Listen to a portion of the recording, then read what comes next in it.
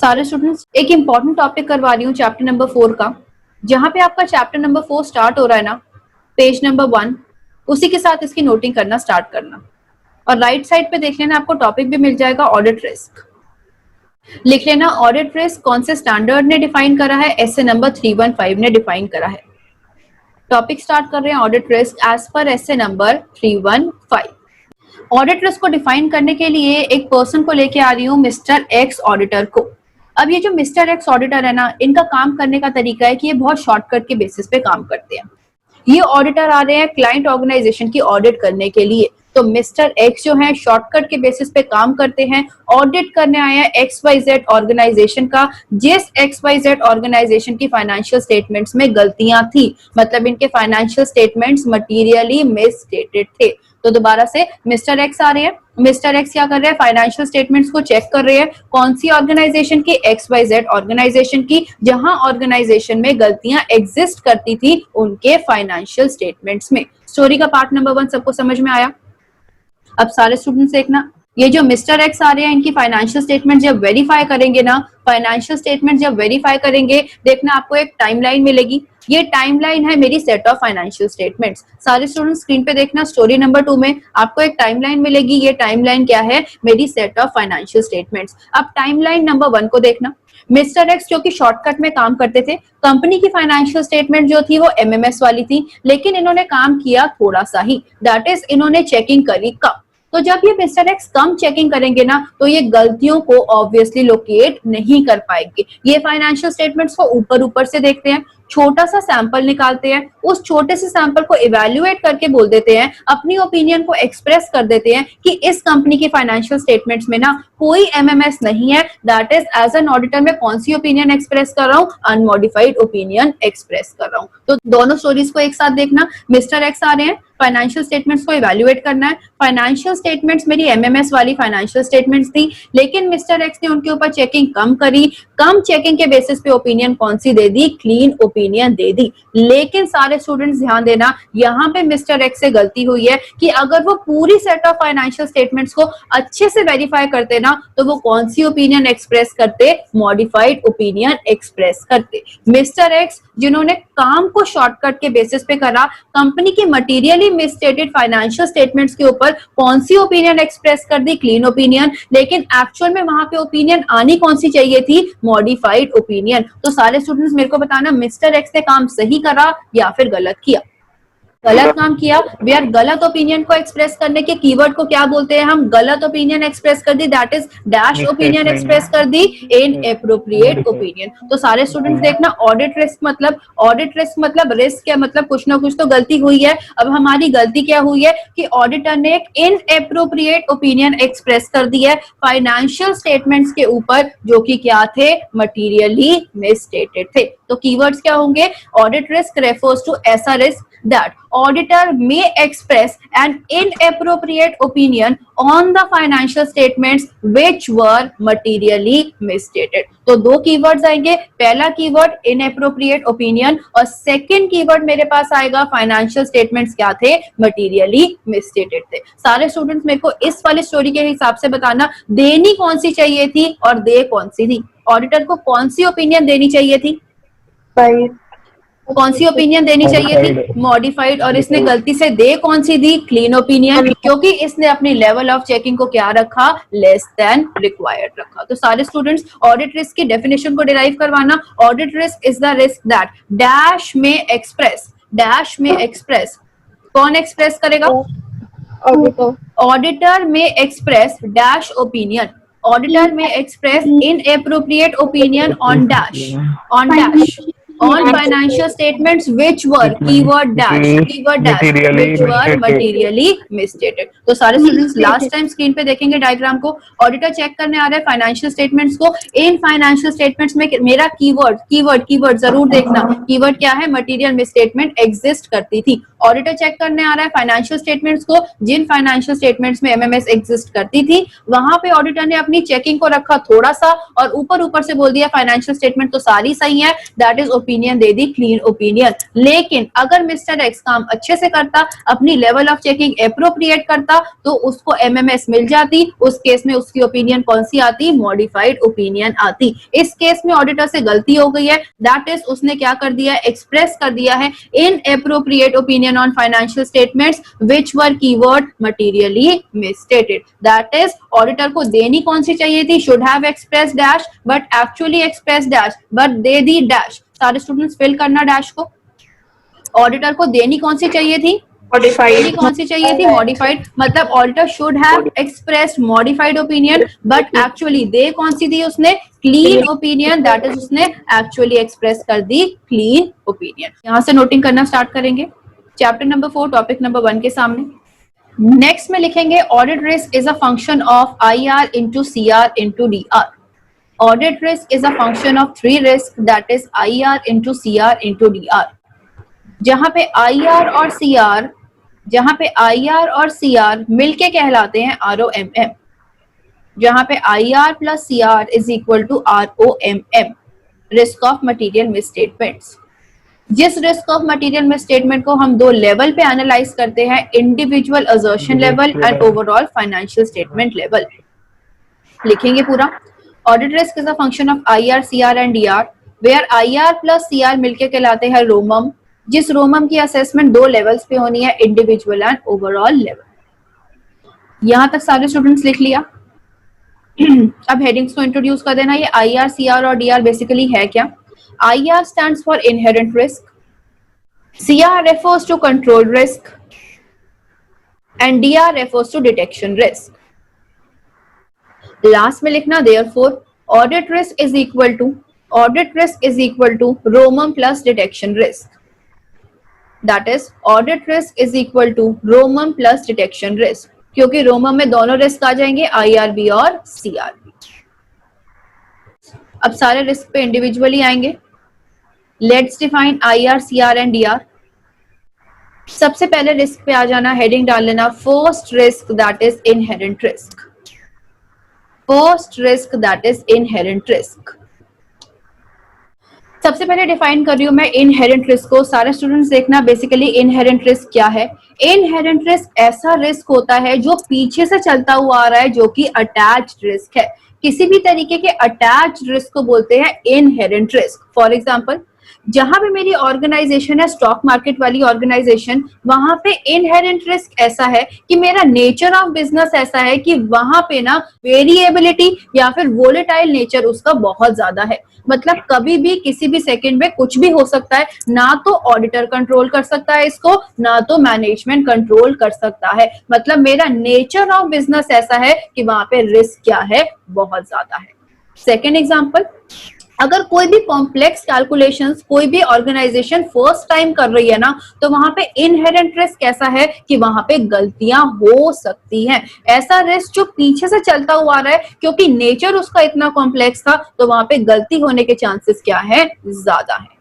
Third example ध्यान देना, अगर चेंज इन लॉ हुआ है, न्यू प्रोविजंस आए हैं, अभी सारे ऑर्गेनाइजेशंस पे ना सबको 100% आइडिया नहीं है। आप बढ़िया से बढ़िया क्यों ना पर्सन हायर कर लो, क्योंकि न्यू लॉ आया है, उसके न्यू प्रोविजंस आए हैं, तो वहां पे गलती होने के चांसेस थोड़े से ज्यादा है, क्योंकि वहां पे इनहेरेंट रिस्क कैसा है, अटैच्ड रिस्क कैसा है कि उसका नेचर अभी कैसा है, बिल्कुल न्यू है। तो ऐसे रिस्क को बोलते हैं inherent risk. Inherent risk is the risk that कोई भी ऑर्गेनाइजेशन में पीछे से किसी ना किसी तरीके का अटैच रिस्क चलता हुआ आ रहा है। सारे स्टूडेंट्स ध्यान देना, इनहेरेंट रिस्क को ना मैं अच्छा काम करके, अच्छे कंट्रोल्स लगा के रिड्यूस तो करवा सकती हूँ, लेकिन एलिमिनेट कभी भी नहीं करवा सकती। इनहेरेंट रिस्क क्योंकि पीछे से चलता हुआ आ रहा है, नेचर ऑफ रिस्क उसका ऐसा है कि इनहेरेंट MMS हो सकती है, तो इस रिस्क को मैनेजमेंट कम तो करवा सकती है, रिड्यूस तो करवा सकती है, लेकिन बिल्कुल जीरो पे नहीं लेके आ सकती, दैट इज एलिमिनेट नहीं करवा सकती।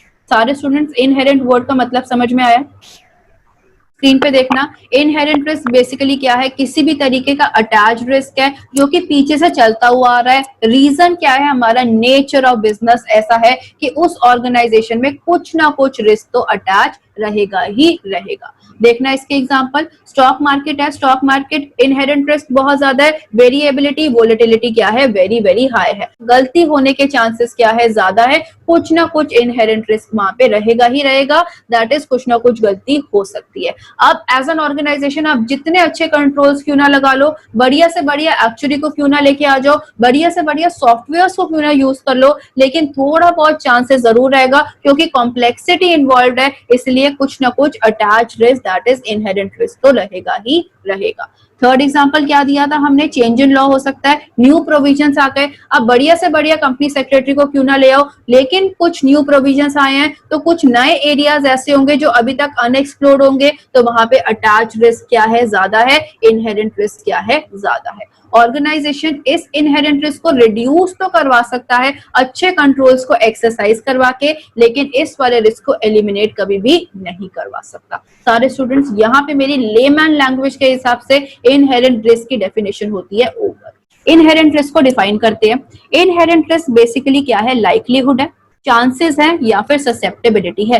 कीवर्ड्स देखना, इनहेरेंट रिस्क क्या है, likelihood, second word chances, third word susceptibility with respect to AMMA।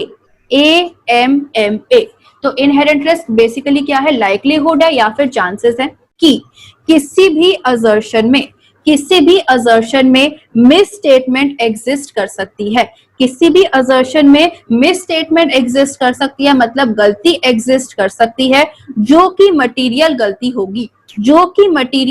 होगी, अज्यूमिंग उस वाले एरिया में 100% कंट्रोल्स एक्सरसाइज नहीं हो सकते हैं, assuming know related internal controls. तो ध्यान से देखना, इनहेरेंट रिस्क की डेफिनेशन बनाएंगे। इनहेरेंट रिस्क ऐसी लाइक्लीहुड है, ऐसे चांसेस हैं या फिर ऐसे ससेप्टेबिलिटी है कि ऑर्गेनाइजेशन के फाइनेंशियल स्टेटमेंट्स में किसी भी असर्शन में गलती एग्जिस्ट कर सकती है, मिस स्टेटमेंट एग्जिस्ट कर सकती है, और ये छोटी मोटी मिस स्टेटमेंट नहीं है, ये मटीरियल मिस स्टेटमेंट है, अज्यूमिंग उस एरिया में नो रिलेटेड इंटरनल कंट्रोल्स है, मतलब इंटरनल कंट्रोल्स के एरिया को छोड़ के अगर किसी भी और वजह से कंपनी की फाइनेंशियल स्टेटमेंट्स में गलती एग्जिस्ट कर रही है तो उस रिस्क को क्या बोलते हैं, इनहेरेंट रिस्क। यहां तक समझ में आया?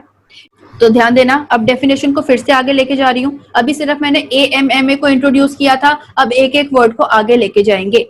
इनहेरेंट रिस्क बेसिकली लाइक्लीहुड था, चांसेस था या फिर ससेप्टेबिलिटी था कि किसी भी असर्शन में ये असर्शन तीनों एरियाज में आ सकती है, दैट इज किसी भी अकाउंट्स की असर्शन में, किसी भी ट्रांजैक्शंस की असर्शन में और किसी भी बैलेंसेस की असर्शन में। किसी भी अकाउंट्स की असर्शन में, मैनेजमेंट के जितने भी अकाउंट्स है उसकी किसी भी असर्शन में, किसी भी ट्रांजैक्शंस की असर्शन में, किसी भी बैलेंसेस की असर्शन में। मिस स्टेटमेंट हो सकते हैं, गलतियां हो सकती हैं, मिस स्टेटमेंट हो सकते हैं जो कि मटेरियल या तो इंडिविजुअली थे या तो एग्रीगेट बेसिस पे थे। मतलब ये जो गलतियां एग्जिस्ट कर रही थी ना ATB में, अकाउंट्स ट्रांजैक्शन बैलेंस में, या तो ये गलतियां इंडिविजुअल बेसिस पे मटेरियल थी, फॉर एग्जांपल 10,000 की गलती, 1 लाख की गलती अपने आप में मटेरियल गलती है, या फिर एग्रीगेट बेसिस पे मतलब मेरे को 100 गलतियां मिल गई मेरे को 100 रुपए की, टोटल मटेरियल हो जाएगा। मेरे को मिल गई 10,000 गलतियां 10 रुपए की, टोटल मिला के क्या हो जाएगा, मेरा मटेरियल मिस स्टेटमेंट। तो सारे स्टूडेंट ध्यान देना, ये जो मिस स्टेटमेंट है ये मटेरियल दोनों लेवल पे हो सकती है, इंडिविजुअल लेवल पे भी और एग्रीगेट लेवल पे भी। अज्यूमिंग ये वाली लाइन मेरी वेरी इंपॉर्टेंट है, assuming know related internal controls, मतलब ये जो भी गलतियां मेरी फाइनेंशियल स्टेटमेंट्स में आ रही है ना, इनका रीजन इंटरनल कंट्रोल नहीं है, इंटरनल कंट्रोल को हटा के और कोई भी रीजन हो सकता है, जो कि मेरा मेजर रीजन क्या है, नेचर ऑफ बिजनेस। मेरा बिजनेस का नेचर ऐसा था कि हमारी ऑर्गेनाइजेशन में MMS एग्जिस्ट कर सकती है, वेदर इंडिविजुअली और एग्रीगेट बेसिस पे, assuming know related control. Point समझ में आ गया इनहेरेंट रिस्क क्या है? स्टूडेंट्स देखना एक बार लास्ट टाइम डेफिनेशन बनवाएंगे। ये इनहेरेंट रिस्क की इंपॉर्टेंट डेफिनेशन है। इनहेरेंट रिस्क बेसिकली क्या है? लाइक्लीहुड है, ससेप्टेबिलिटी है या फिर चांसेस है। तीन चीजें की लाइक्लीहुड है AMMA की किसी भी असर्शन में। ये असर्शन तीन एरियाज की हो सकती है, अकाउंट्स की, ट्रांजैक्शन की या फिर बैलेंस की। MS हो सकती है मतलब गलतियां हो सकती हैं। MS हो सकती है मतलब गलतियां हो सकती हैं। ये MS जो है वो मटेरियल हो सकती है दो लेवल पे, या तो इंडिविजुअल लेवल या तो एग्रीगेट लेवल। मतलब या तो एक गलती मेरी ऐसी है जो कि मटेरियल गलती है, या फिर बहुत सारी गलतियां मिलके एक ऐसी गलती बना रही है, मटेरियल गलती बना रही है। लास्ट वर्ड, अज्यूमिंग उस वाले एरिया में नो रिलेटेड इंटरनल कंट्रोल्स है। मतलब इनहेरेंट रिस्क का जो रीजन है ना, वो इंटरनल कंट्रोल्स कभी भी नहीं होगा। इसके अलावा और कोई भी रीजन हो सकता है, जहां पे प्राइमरीली मेरा रीजन क्या है इस रिस्क के आने का? नेचर ऑफ सच आइटम या फिर नेचर ऑफ सच बिजनेस। यहाँ पे मेरी डेफिनेशन खत्म होती है इनहेरेंट रिस्क की। नोटिंग करना स्टार्ट करना। इनहेरेंट रिस्क क्या है? Likelihood of an assertion. Inherent risk is the likelihood of an assertion. Assertion तीन क्लासेस की हो सकती है ATB की। Assertion with respect to class of accounts, assertion with respect to class of transaction and assertion with respect to class of balances. Inherent risk क्या है? Likelihood है, susceptibility है, chances है कि किसी भी assertion में accounts की, transaction की या फिर balances की misstatement आ सकती है। किसी भी असर्शन में मिसस्टेटमेंट आ सकती है। वो मिसस्टेटमेंट मटेरियल होगी ईदर इंडिविजुअली और ऑन एग्रीगेट बेसिस। वो मिसस्टेटमेंट मटेरियल होगी ईदर इंडिविजुअली और ऑन एग्रीगेट बेसिस, अज्यूमिंग उस वाले एरिया में नो रिलेटेड इंटरनल कंट्रोल्स है। अज्यूमिंग उस वाले एरिया में नो रिलेटेड इंटरनल कंट्रोल्स है। नेक्स्ट एनालिसिस वाला बॉक्स है, वेरी इंपॉर्टेंट है। Inherent risk is the risk in financial statements. Inherent risk basically ऐसा रिस्क होता है कि आपकी फाइनेंशियल स्टेटमेंट्स में जितनी भी असर्शंस आ रही है वहां पे MMS हो सकते हैं, वहां पे मटेरियल मिसस्टेटमेंट्स हो सकते हैं due to any factor but other than internal controls. Internal controls को छोड़ के किसी भी कारण की वजह से अगर आपकी फाइनेंशियल स्टेटमेंट्स में कोई MMS एग्जिस्ट करती है, दैट इज पीछे से चलती हुई आ रही है, इस रिस्क को बोलते हैं इनहेरेंट रिस्क। लास्ट में लिख लेना, इनहेरेंट रिस्क ना तो मैनेजमेंट की वजह से है क्योंकि अदर देन इंटरनल कंट्रोल्स वाला रिस्क है, ना तो ऑडिटर की वजह से आ रहा है क्योंकि यहाँ पे ऑडिटर की कोई भी ऑडिट प्रोसीजर्स आए ही नहीं है। ये ऐसा रिस्क है जो बिजनेस के साथ अटैच्ड है, उसी के साथ हमेशा रहेगा। फॉर एग्जाम्पल स्टॉक मार्केट के साथ हमेशा रिस्क रहेगा कि वोलेटिलिटी एग्जिस्ट करती है। इस रिस्क को बोलते हैं इनहेरेंट रिस्क। लास्ट में लिख लेना क्रक्स, पूरा डायग्राम बनाना। क्रक्स में इनहेरेंट रिस्क ऐसी लाइक्लीहुड है, ऐसे चांसेस है AMMA के, where A stands for assertion. Assertion तीनों असर्शन में आ सकता है, किसी भी अकाउंट की असर्शन में, किसी भी ट्रांजैक्शंस की असर्शन में या फिर किसी भी बैलेंसेस की असर्शन में। ATB असर्शन तीनों क्लासेस की हो सकती है, अकाउंट्स, ट्रांजैक्शन, बैलेंसेस की। टू अ मिसस्टेटमेंट की मटीरियलिटी को कंसिडर करना दो लेवल पे, इंडिविजुअल एंड एग्रीगेट लेवल पे। Assuming know related internal controls. तीन एरोज मिलेंगे। असर्शन में आपको MMS देखनी है, assuming know related internal controls. Assertion में आपको मिसस्टेटमेंट देखनी है जो कि मटेरियल हो दो लेवल पे, assuming know related internal controls. AMMA से सारे स्टूडेंट्स ध्यान देना, मैं तीनों रिस्क को ना सिर्फ 3 मिनट में हिंदी में बता रही हूँ, अगली क्लास में कंटिन्यू करेंगे ऑडिट की डेफिनेशन के साथ, 3 मिनट वेस्ट नहीं करते। सबसे पहले मैंने बताया ऑडिट रिस्क के 3 कंपोनेंट्स होते हैं ना, IR, CR और DR। चलो फर्स्ट रिस्क हमने डिस्कस कर लिया, ऐसा रिस्क जो किसी की वजह से भी नहीं आ रहा, दैट इज इनहेरेंट रिस्क। अब आती हूँ सेकंड रिस्क पे। सेकंड रिस्क का नाम क्या है मेरा? Control risk. Control risk basically ध्यान देना कैसा रिस्क होता है, मेरे को सारे स्टूडेंट्स बताना। क्वेश्चन नंबर 1, इंटरनल कंट्रोल्स को डिम या फिर डॉट करने की रिस्पॉन्सिबिलिटी किसकी थी?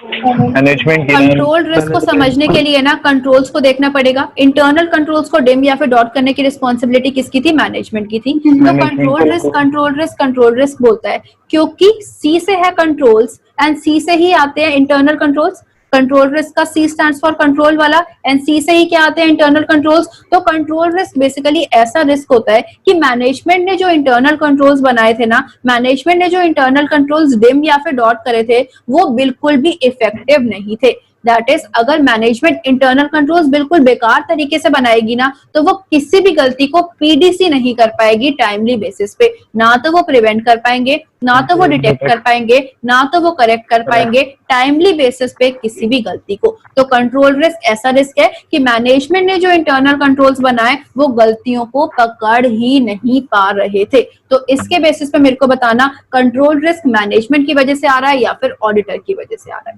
मैनेजमेंट की वजह से। Very good. तो पहला रिस्क हमने पढ़ा जो किसी की वजह से नहीं आ रहा, that is inherent risk. Second risk ऐसा रिस्क है जिसका नाम है कंट्रोल रिस्क, जिसकी डेफिनेशन क्या है कि इंटरनल कंट्रोल्स जो मैनेजमेंट ने फॉर्मुलेट करे थे ना वो इनइफेक्टिव थे। दैट इज वो मिस स्टेटमेंट को, जो कि मटेरियल मिस स्टेटमेंट है, उन्हें पीडीसी नहीं कर पा रहे हैं। कौन से बेसिस पे? टाइमली बेसिस पे। मतलब कंट्रोल्स बन तो गए हैं पर वो काम नहीं कर रहे हैं।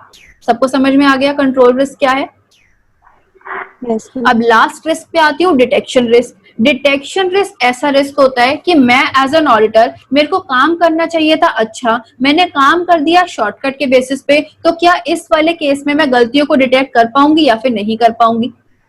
रिस्क क्या? तो मेरे से कुछ ना कुछ गड़बड़ हुई है। एज एन ऑडिटर मैंने जो सब्सटैंटिव प्रोसीजर्स थे ना वो लेस देन रिक्वायर्ड परफॉर्म करे, जिसकी वजह से मैंने गलतियों को डिटेक्ट नहीं किया। तो detection risk is the risk that auditors के procedures will fail to detect MMS and clients financial statements. तो ये वाला रिस्क किसकी वजह से आ रहा है? ऑडिटर की वजह से आ रहा है। तीन तरीके के रिस्क है। इनहेरेंट रिस्क किसी की वजह से नहीं आ रहा, कंट्रोल रिस्क मैनेजमेंट की वजह से आ रहा है, और डिटेक्शन रिस्क किसकी वजह से आ रहा है? ऑडिटर की वजह से।